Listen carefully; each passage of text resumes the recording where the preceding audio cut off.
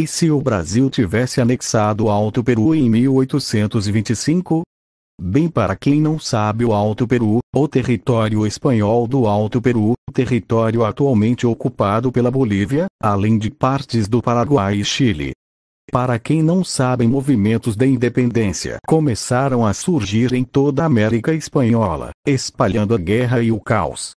Diante desta sensação de insegurança e temendo caos, em junho de 1822, os 3 governadores dos departamentos espanhóis do Alto Peru, os quais já se viam ameaçados pelas tropas dos generais Antônio José de Sucre e Simão Bolívar, se reuniram em Cuiabá, capital da capitania do Mato Grosso/Brasil, e solicitaram ao governador que o mesmo intercedesse junto ao príncipe regente Dom Pedro, que muito em breve se tornaria Dom Pedro I, imperador do Brasil, para que o Reino Unido de Portugal, Brasil e Algarves anexassem estes territórios, visando poupar sua população da carnificina e do caos.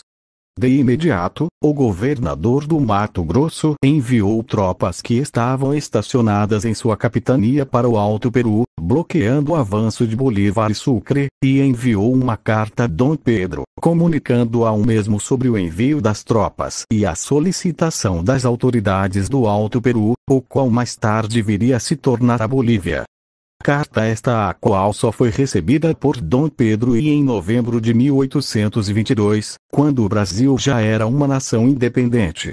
Além disto, Bolívar e Sucre foram mais rápidos e enviaram representantes ao Rio de Janeiro, os quais chegaram antes da carta do governador.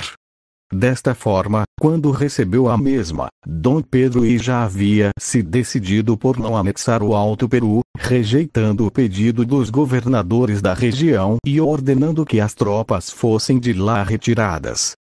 Bem, para isso acontecer, o Dom Pedro I, visando ter mais recursos e acesso ao Oceano Pacífico, aceita a proposta e anexa a Bolívia. O Brasil, anexando esse território em 1822, conseguiria ter menos dívidas com a Inglaterra. As relações do Brasil e Gran Colômbia não seriam muito amigáveis, mas não ocorreria uma guerra entre eles, pois nenhum teria fundos para isso. Na Guerra da Cisplatina, o Brasil conseguiria manter suas tropas no Uruguai, pois teria recrutado mais homens para lutar contra a Argentina. Após o conflito, o Brasil estaria em seu auge com novos territórios e uma influência enorme na América Latina. Dom Pedro I teria uma ótima popularidade em todo o Império. Dom Pedro I era abolicionista e com esses processos o Brasil começaria a colocar leis contra a escravidão. Ela caindo por volta de 1855 a 1870. A Guerra do Paraguai não aconteceria, pois o Paraguai não teria motivo nem força para lutar contra o Brasil. Na verdade, o Brasil iria acabar pegando suas reivindicações de fronteiras com o Paraguai e em volta daria acesso ao Rio da Prata. A revanche argentina não iria acontecer, pois eles não teriam força para isso. Dom Pedro II assumiria por volta de 1870, com um imperador muito mais experiente. Seu governo seria conhecido por um período de imigração europeia e asiática.